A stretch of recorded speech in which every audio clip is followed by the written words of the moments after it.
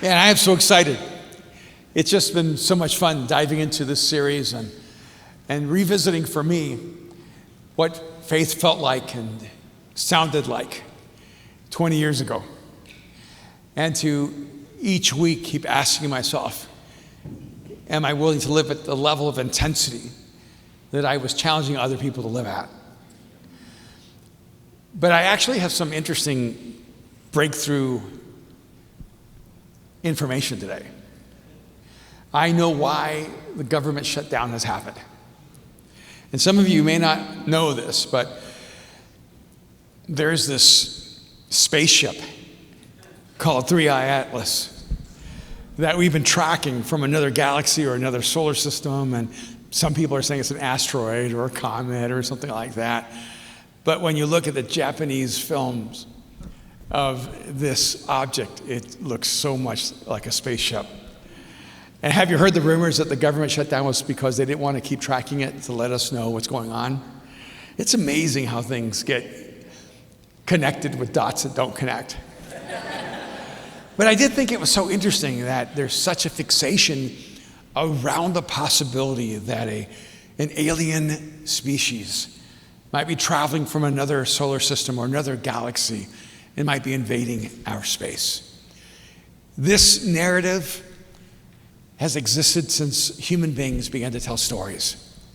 For some reason, we are fascinated by the possibility that there are aliens out in the universe that one day might actually find us. And that is both exciting and terrifying at the same time. But I think there's a deeper reason why these stories keep emerging. I think it's because as a species, we feel very alone in the universe. The prospect, the thought that in this massive, expansive universe, we are all that there is. Both makes us unique, but also makes us feel incredibly separated, isolated, disconnected. And I think what we hope to find in the universe is actually what we're hoping to find every day. It's what we hope to find in the coffee shop or the restaurant or at work or here. I'm convinced the reason we always tell the alien story is that all of us feel like aliens. We all feel somehow lost in space. Wanderers in this massive universe, wondering if there's anywhere we belong. A huge part of the narrative of the Barbarian Way is that there's a unique journey for you. And that's so important because overwhelmingly, religion makes you dependent on the religion to try to get to God. Every religion will create some structure that you have to submit to. And if you do not adhere to it, you lose access to God. But when you read the scriptures and you hear the message of Jesus, you begin to realize that the exact opposite is true. That as important as spiritual experiences and sacred spaces are, that they are not essential for your connection to God. That you can have a direct connection, direct access to God, and that's why Jesus came. So that you didn't have to have a priest or an imam or a rabbi or a psychic as an intermediary so that you could actually access God, but you have direct access to the creator of the universe, and you are invited into an intimate relationship with him. And that is so powerfully true that it actually can create a divergent negative where you go, okay, it's just me and God, so I don't need anyone else. It's just me and God, so everything else is supplemental. It's just me and God, so I don't need this community, this religious expression called church. It's just me and God. And we forget sometimes that it's God who designed us, and it was God who told us that not only do we need him, but we need each other. Remember all the way back in the garden when Adam was there by himself and God had him naming all the animals. And I think it was like a learning exercise for Adam. Like God had him naming all the animals. And I'm just convinced in my mind they were all there in twos. Like 2 giraffes, 2 hippopotamus, 2 gazelles, 1 human. What do you think, Adam? Interesting. Okay, let's try it again. All right. 2 kangaroo, 2 koala, 2 rattlesnakes, 1 man. But, men are not always that relationally intuitive, so I don't know if it ever really occurred to Adam what was going on there. And so God just finally said, Adam, relax, just go to sleep. And it was actually when he was unconscious that God created woman, and when he woke up, he had what he was longing for but never knew he needed. See, the idea of human relationships was not our idea. It wasn't Adam going to God and saying, God, I love you, but you're not enough. God, I love you, but I'm feeling something's missing in my life. Man was actually completely unaware that he was created with a need for another human being. It was God who was aware of that, because he designed us. And sometimes we even betray ourselves in our music because we say things like, you are all I want and you're all I need. And I know we want to believe that, but ironically, it's not even what God wants us to believe about him. It's hard, right? God, you are all I want, but I really wish I had a boyfriend. God, you are all I want, but I really want to get married. God, you are all I want, but why don't I have any friends, God? You are all I want, but I feel incredibly lonely in this world. Because you're not designed to do life alone. And so the interesting thing about it is that when God pulls us close to him, he pulls us close to each other.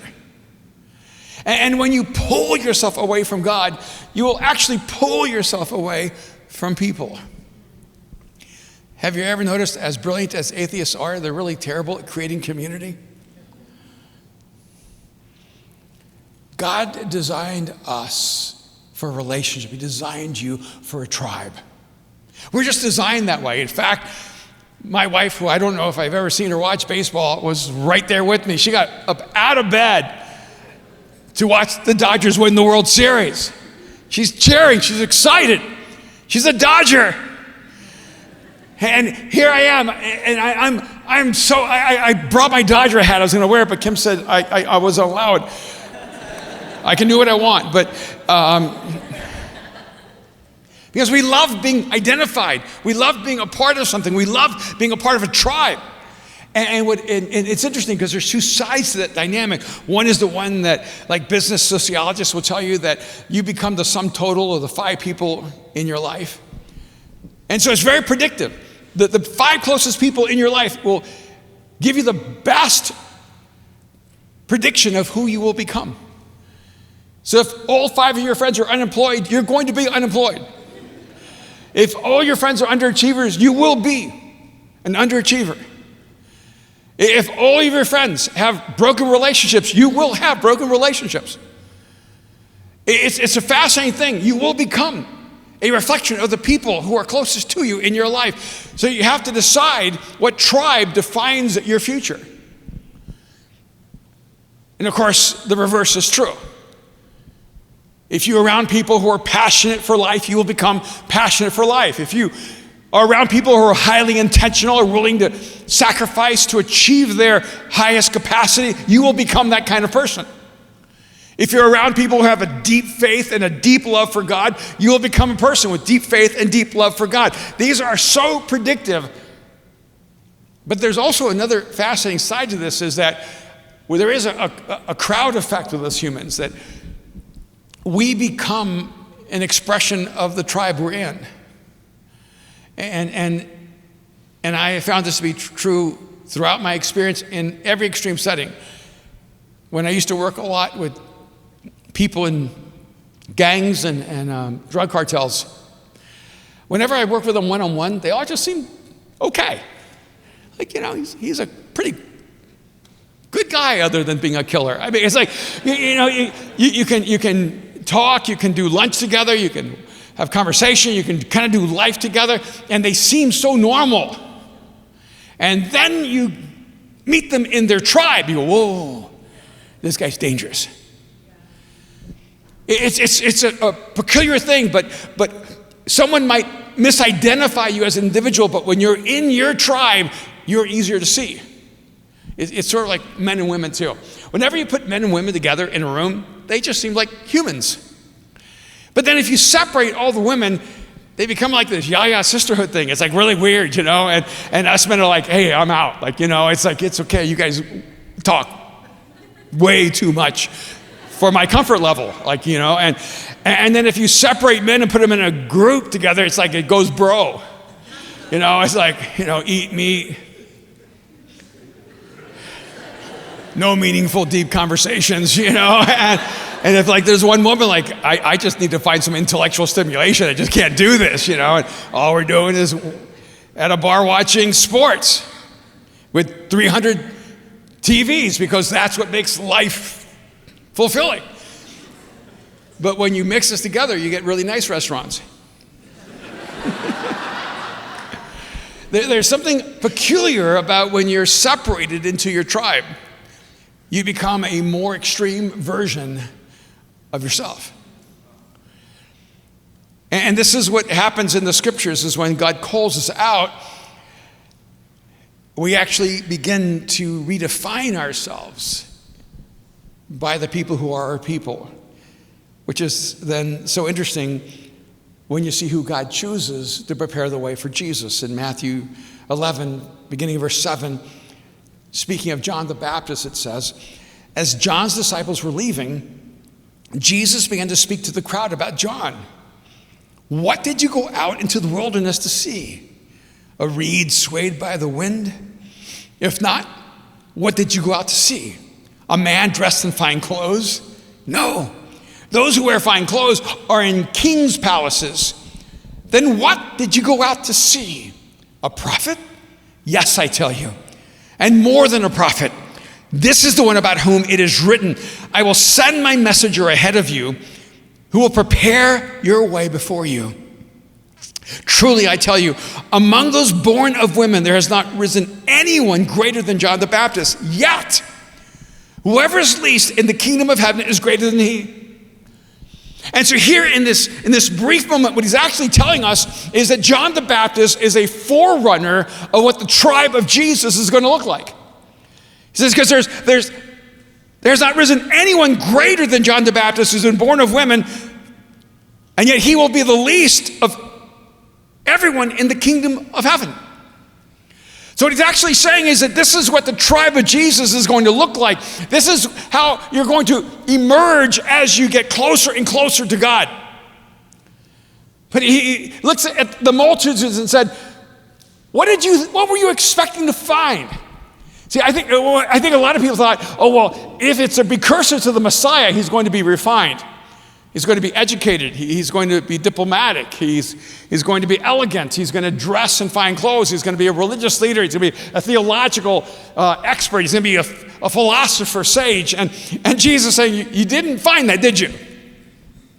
See, I think a lot of times we try to impose the nicety and the structure and the organization of religion on God, when God himself is an outlier to the way we want to worship God. God does not fit into our systems, and in fact resents them and resists them. What did you go out to see? What did you expect to become when you began to follow Jesus? Were you even looking for the right version of you? See, I think a lot of times people want us to come to faith so that we're manageable. Yeah, just come to faith so that you can sin less. Come to faith so you cause fewer problems. Come to faith so that you can fit in more easily. Come to faith so that you can conform and become like everyone else. And if John the Baptist makes anything clear, if God's selection of John makes anything clear, is that God never intended to conform you, but to unlock you and unleash you. And there's There's something very exciting to me to know that I'm a part of that tribe. Because every once in a while, Kim and I have been married 40 years plus, and every once in a while she gets a little nervous by the choices I make, and the things I do, and the things I wear, and the things I say, and the person I am, and and the life I've chosen for us. And we could just go on for a while, but then we would need therapy.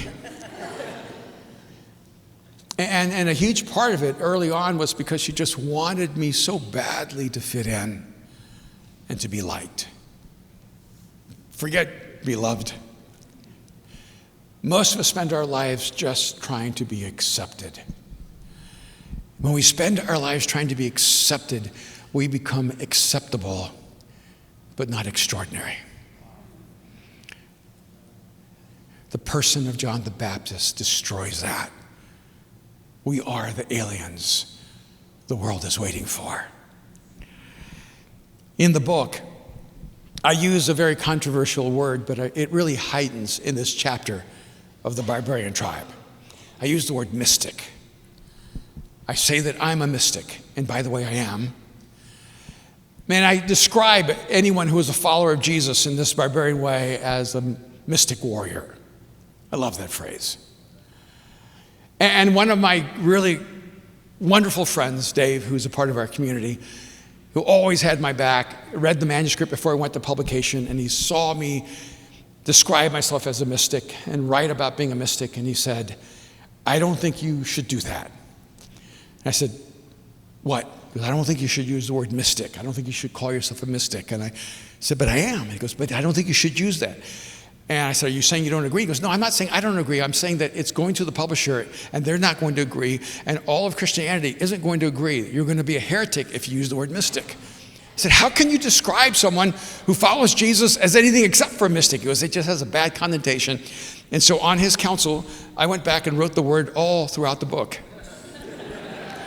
So that, okay, if one time might confuse them, let's just lace the entire book with this concept and go ahead and create a fight.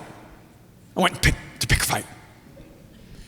You know why? Because we have so domesticated our faith that the only difference between a person who follows Jesus and someone who doesn't is you're a little nicer.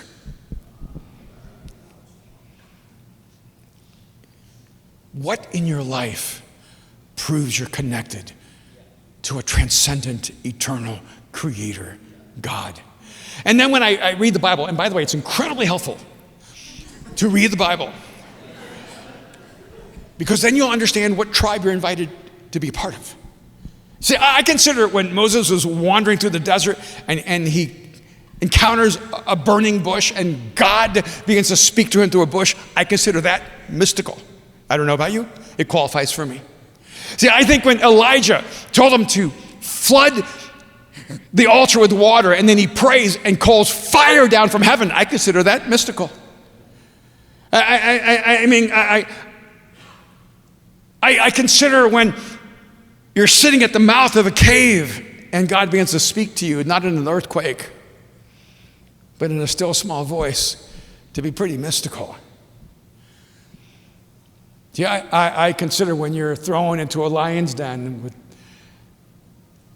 and the lions cannot kill you because of God's presence in your life, to be pretty mystical. Or when you're thrown into a fire by an evil king and he sees a fourth man with the three he threw in, and you walk out of the fire and say, well, that was an experience. To be incredibly mystical. When we take the mystical out of our faith, we no longer have a faith that defines us. That's different. You're not supposed to be just of this world. Your life is not supposed to be simply explained through reason and facts and math and data. You're supposed to be confused about your life. You're supposed to be surprised. How did this happen? I don't understand. How did this happen to me? How did this happen in my life? And when people go, how did you make that happen? Sometimes you got to go, I don't know. I was here, I was there. I mean, it tells us that When there's an Ethiopian eunuch, because this is then after Jesus, Philip gets up and runs to the chariot. It's just like Elijah running faster than the speed of light. And I'm going, that's pretty mystical. When the Spirit of God descended on the first believers and they were speaking in languages that everyone could understand, that's so mystical I don't even understand it. See, I think a huge part of what we have to reclaim is the profoundly spiritual nature of our tribe. We're supposed to pray and receive answers. We're supposed to hear the voice of God, even though everyone else will count you as insane. You're supposed to have such an intimate connection to the creator of the universe that you just instinctively begin to move in the direction he wants you to move. God's will is not supposed to be something out there that you're trying to discover, but something in here that you're trying to uncover. You are a mystic warrior if you're a part of this tribe. What did you go out into the wilderness to see? First of all, the fact that you had to go to the wilderness was a bad sign, that you were not going to get what you expected. He didn't send them to the mall. He didn't send them to the synagogue. He didn't send them to the temple. He didn't send them to the expected places. He sent them into the wild. Because barbarians survive the wild and thrive there where no one else can. So there's certain dynamics that happen when you become this mystical expression of the person you once were before Jesus. And by the way, that's why baptism is such a powerful imagery. You know, some of you were like me. I was born Roman Catholic. I didn't know, obviously. And I was baptized as an infant, which I wasn't asked. But the reason they baptized infants was because of the plagues where children were dying and people didn't know what was going to happen to children. So they were baptizing them to make sure they went to heaven because of misunderstanding of the character of God. But baptism is actually a water grave. You're supposed to be drenched, completely submerged. The word baptism just means submersion or immersion. And it's a water grave. You come in as the old self, then you're killed. You're buried, you're crucified, buried, and raised from the dead. When you come out, there's newness of life. It's a symbol of what God actually does inside of you. He ends the old you and begins the new you. Is there anything more mystical than that? So when people bring up your past, you go, yeah, that was me. But it's not me. And not who I'm becoming. There's certain things that happen when you move into this relationship. You become God-filled, which is to me so exciting. Because I hope you realize that you don't just know things about God if you know Jesus. You are filled with the presence of God. You are a container of the creator of the universe. Can you imagine if you could take this ever-expanding universe, however big it is, however immense it is, God's bigger than it. And a God who's bigger than this ever-expanding universe that we cannot even measure dwells in you. That bigger than universe God has come to dwell inside of the tiny space of the universe inside of you. And the scriptures tell us that the fullness of the Godhead, it's a great phrase, the fullness of God says dwells in Jesus. The fullness of the Godhead dwells in Jesus. And then the Bible says that Jesus dwells in you, which means that the fullness of God dwells in you, which means you have all of God available. You ever felt powerless or you don't have enough? I'm not talented enough or smart enough or experienced enough or enough. What you have is you have the creator of the universe dwelling inside of you. He is the resource you should be drawing from to live life every day because you are God-filled.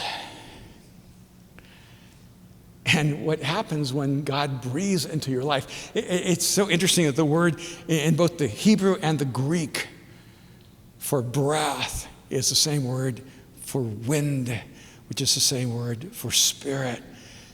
So God breathes into you life and dwells in you through his spirit and moves you like the wind. You can't always see the power that is moving you, but it is always there. And it's through the whisper. I am so convinced that the breath of God is also, by the way, what happens when you speak. When you're a singer, you learn how to control your breath. When you're only a speaker, sometimes you get out of breath because you're not actually harnessing the power of your diaphragm. You're just using that layer of breath that doesn't fill you. That's the way a lot of us live our lives with God. We're just using the layer that doesn't fill us. And we need to learn how to breathe deeply of God. And the way we do that is by letting him speak into your life. But then you also not only God-filled, but you're God-shaped. And this for me was one of the most exciting things when I was a new follower of Jesus.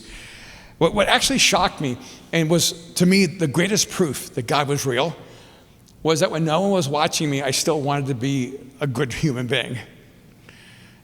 I was kind of shocked. No accountability, no one knowing, no one watching me. I'm just kind of off living my life. And I wanted to be an extraordinary human. Now, what happened? I mean, I always kind of wanted to be pretty good, right? You know, I didn't want to be like horrifically evil or anything like that. But I went, wow, my inner longing is to be humble. My inner longing is to have integrity. My inner longing, without anyone else's input in my life, is to be a person of honor, a person of courage, a person of kindness. That for me was the greatest proof of God in my life, because something changed inside of me. And now I was not only God-filled, but I was being God-shaped. God was shaping me from the inside out. And this was really good for me because I was always really rebellious. I didn't like people telling me what to do. Anybody with me? I didn't like people trying to force me. In fact, Saturday in our home growing up was always like clean the house day. You know, do the chores day. And it was when we'd get up, my mom was just like, you got to do this, this, and this, and this. And you got to do this and this. And I hated being told what to do. But I knew I had to do it or I would hate the consequences more. And so you know what I would do? I would get up before all of them and do it before they woke up. I didn't mind doing it. I hated being told to do it. I just loved going, I already did it. You can't tell me. I rebelled by doing it all early. And there's something powerful about being God-shaped. As long as you're asking, what's the least I have to do to be okay with God, you don't know God. You know religion, and you believe in God. What happens when you're changed from the inside out is you are now shaped by the character of God, and you want your life to be an expression of that. And it's a powerful thing. And even when you mess up, you ever just thought to yourself, what was I thinking? Why did I do that? Why did I go back to that? That's not who I want to be. That's who I used to be. And I've had people in the past come to me and go, I don't know if it works. What do you mean? I don't know if I really know Jesus because I did this. You go, yeah, that's pretty bad. That was not a good choice. Bad choice. Yeah, so I think I've lost my faith or I've lost God. And I go, then why are you coming to me? If you don't have God, it shouldn't bother you at all. I think the fact that you can't live there anymore is one of the best proofs that you've actually met God. You can't wallow there anymore. You can't play in the mud anymore. It's not who you are. So even when you forget who you are and you became who you were, your soul goes, this isn't you. This isn't who you are. This doesn't match your essence. And so your soul actually begins to speak into your own essence and saying, you're better than this. You go, I am. This is not who I am. This is what I did. But it doesn't match who I am, and it certainly doesn't match who I'm becoming. So you don't have to have rules and laws. The reason we have rules is we don't have essence. The moment you become something, you don't need to be told anymore. No one has to wake you up and say, breathe! Just want to make sure that I'm going to wake him up like that tomorrow. Breathe! Just worried about you. Maybe I'll be more specific. Inhale. No one has to tell you to do what is natural to your humanity. When you have an encounter with Jesus and God fills you, he begins to shape you from the inside out. Not because anyone's yelling at you, but because you are becoming this naturally. But you're also then God taught. I think this is important.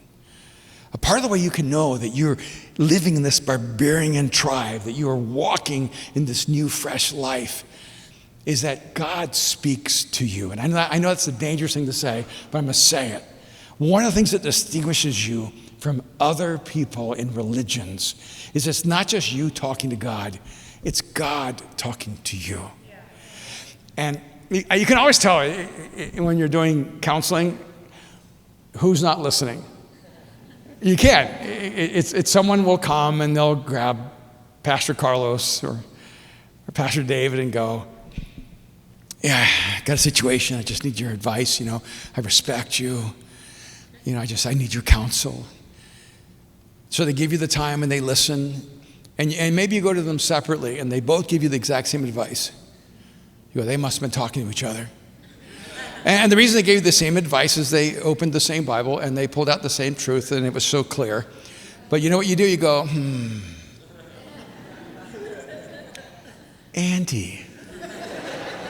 Andy's nicer than David or Carlos. So then you go to Andy and you tell them how they hurt your feelings, how they didn't understand you, how they didn't see your pain, and then they ask Andy for counsel. And if Andy says the same thing they say, they go, okay, I can't try anyone who reads the Bible. I need to find someone who just feels like they know the Bible, but not anyone who's actually opened it. And because if you keep looking for counsel until you hear the counsel you already want, you're not listening for God. You're actually trying to drown God out. But when you're a follower of Jesus, and here's the beautiful thing, I will never be the primary voice to you. I will always be a secondary voice. Because God speaks to you. And then he'll confirm through me or someone else. And in fact, early on when I was very, very young and as a speaker, I had a goal when I read the Bible. I wanted to preach sermons that no one had ever thought of. So I would go like Leviticus, and Numbers and Ezekiel. I've just, anything that no one understands, that's mine. And I would develop this thought and give this talk. I thought, I'm going to just blow everybody's mind. No one's going to ever have had this thought before. My whole goal was to be inventive. And I would have like these old people. I mean like near death old people, like in their 60s. And, and they would come up to me and they look so decrepit and like worn out by life. And they would come up to me and they'd say, thank you for your talk. I've had that thought all my life. I'm like, what? Well, yeah, I've had that thought all my life, but I just never had anyone confirm it. So thank you so much. And I want to go, you didn't have that thought. It was an original thought. You didn't have that thought. You're just making that up. I would be so mad. And I just wanted them to go, I've never thought of that before. That was for me a win. I've never thought of that before. And what I didn't realize was that God was already in a conversation with them long before I entered the room, and that many times when you open up a truth, what you're actually doing is you're bringing light to a truth God's been speaking to a person for a long time. Because when you follow Jesus and you're part of this primal faith, you are God taught. Don't let anyone tell you things that God is saying that he hasn't already been whispering into your soul. And you'll know when, because when it disagrees with you, you hate that they said it. But you know it's true. But not only God taught, but you're God moved. And this is the part I think is so important for this barbarian tribe. You don't have anyone forcing you to trust God. You move. You don't have anyone mandating that you obey God. You move. You don't have people prodding you, trying to get you to cooperate. You just move with the power of faith and the power of passion and intention in your life because you're God moved forward. And this for me was the most powerful experience in coming to know Jesus. Because when I came to know Jesus, I didn't know anything about faith. I didn't know anything in the Bible. And yet the moment I would read it, the moment that light would hit my soul, I was just drawn to it. I just began to obey it. And sometimes I obeyed it completely wrong. And people go, that's not quite what it meant. That's okay. I'll fix it. But I'm going to keep moving forward. God has a much easier time moving a wild stallion than a dead horse. And when you are in a relationship with Jesus that is filled with intimacy and urgency and passion, you're moved by God, and you're just drawn toward light and drawn toward truth, and you move forward, and you don't resist the truth of the scriptures. You lean into it and let it shape you. It creates a proactivity that becomes so powerful in your life because it grows as you trust God more and more and more. When you look at the book of Acts, you just see people moving forward with Jesus with very little knowledge, but so much trust. Very little input. It's so much intuition.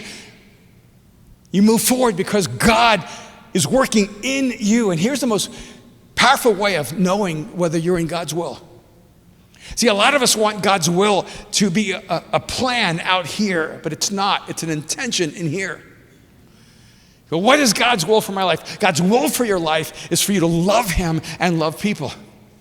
Well, but what's God's will for my life? God's will for your life is that you live out your purpose and intention, that you live life with passion and urgency, that you have character and integrity, that you live with courage and bravery, that you live a life of compassion and kindness. That's God's will for your life. Come on.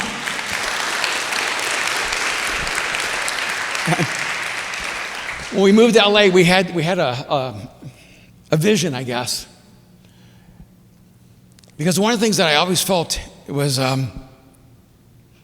very much alone.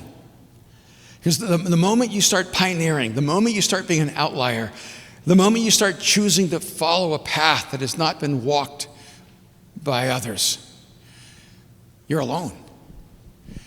I thought, wouldn't it be incredible to go to LA and ignite a tribe of people who all wanted to live insanely for Jesus? They wanted to live a life of passion and urgency. They wanted to live a life of bravery and courage. What would it look like if we said to all the risk takers, come, this is your community. This is your home. This is your place. That's how Mosaic began. And I know sometimes I get feedback, Erwin, when you say it like that, it feels like it's not a church for everyone. When you say it like that, it feels it's too intense. And the way I look at it is, if you look at it from like customer need, like if you want a church that doesn't call you to greatness, there are so many available. If you want a church that allows you to live in the status quo, and allows you to be comfortable with less, and allows you to choose mediocrity, they are just resplendent. But somewhere there should be a tribe, maybe a barbaric tribe. It says, I'm going to risk my life to live a life where I'm fully alive. I'm going to trust Jesus with every aspect of my being. I'm going to live a life so filled with passion and urgency that other people will think I've lost my mind. But what I actually lost was my fear. And what I found was my love. Because when you live a life free of fear and full of love, it changes you forever. In 1 Peter chapter 2, verses 9 and 10, it says this about you. It says, but you are a chosen people, a royal priesthood, a holy nation, God's special possession, that you may declare the praises of him who called you out of darkness into his wonderful light. Once you were not a people, but now you are the people of God. Once you had not received mercy, but now you have received mercy. When you walked in here for the first time in your life, maybe you were not a people, you were just a person. You're a person in search of a people where you could be loved and accepted, where forgiveness flowed freely and grace had no depth that could be touched. Perhaps you came in as a person, but I want you to know you're supposed to leave as a people. We are supposed to be not only connected to God, but to each other, because life was never intended to be lived alone. I remember when I got to my master's degree in seminary. It was a very conventional school. It was the largest seminary, I guess, in the world that Kim and I met at. And in one of the classes, they started explaining that the way God moved in the Bible, he no longer worked anymore. They said, the beliefs are still true. Jesus is God. That he's the way to heaven. That the scriptures are true. But, all the stuff you read in the Old Testament, that doesn't happen anymore. What about like the people in the New Testament around Jesus and Jesus? Because they're not Old Testament, they're Jesus Testament. And they go, that was just while Jesus was here. That doesn't happen anymore. And I go, so what you're saying is nothing in the Bible happens anymore, but we're still supposed to believe what the Bible says. And I remember when I was told, God doesn't speak to individuals anymore. I'm so glad I was so young and naive and rebellious. Because I remember I said, it's too late. You should have told me this sooner. But God has already spoken to me. And he speaks to me constantly, continuously. And his voice is so clear and so real that to deny his voice would be to deny all that I know to be real. What I hope for you is you find a faith that is more than a noun, but a verb that changes you, where God invites you to his primal fire, where his voice comes to you in the fire and invites you on an adventure with him. Then the moment you step out with him into the darkness, the moment you thought it was just going to be you and God, you looked around you and you realized, oh, I'm a part of a tribe moving forward to create a future we can't even imagine. That's why Jesus came. One human being walked among us, sinless, perfect, God himself, crucified, so that through his sacrifice, we might live. Through his resurrection, we might know what it is to be alive. But we are not of this world any longer. We are the three-eye atlas, the aliens human history has been waiting for. We are what humanity was always invented to become, fueled by love, the power of faith, with an endless eternal hope that cannot be stopped. Would you bow your heads with me just for a moment?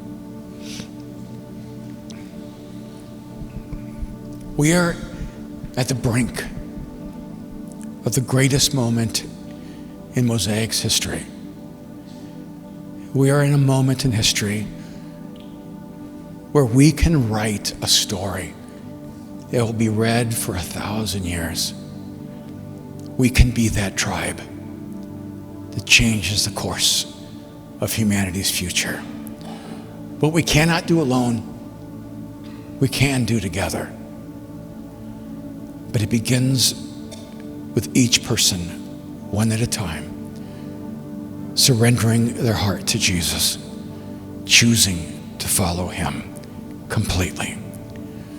And if you're here and you've never given your life to Jesus, if you're here and you've never crossed the line of faith, I want to invite you right now to whisper this prayer, Jesus, I give you my life. Right now, just tell him, Jesus, I give you my life. Jesus, I give you my life. If this is your prayer today, if you're ready to begin the life that only God can give you through Jesus, if you just pray this prayer, Jesus, I give you my life, I want you right now just quickly to raise your hand without hesitation, without shame. Right now, just hold up your hand high, and I want to pray for you. Beautiful, beautiful. Anyone else? Wonderful. Anyone else? Beautiful.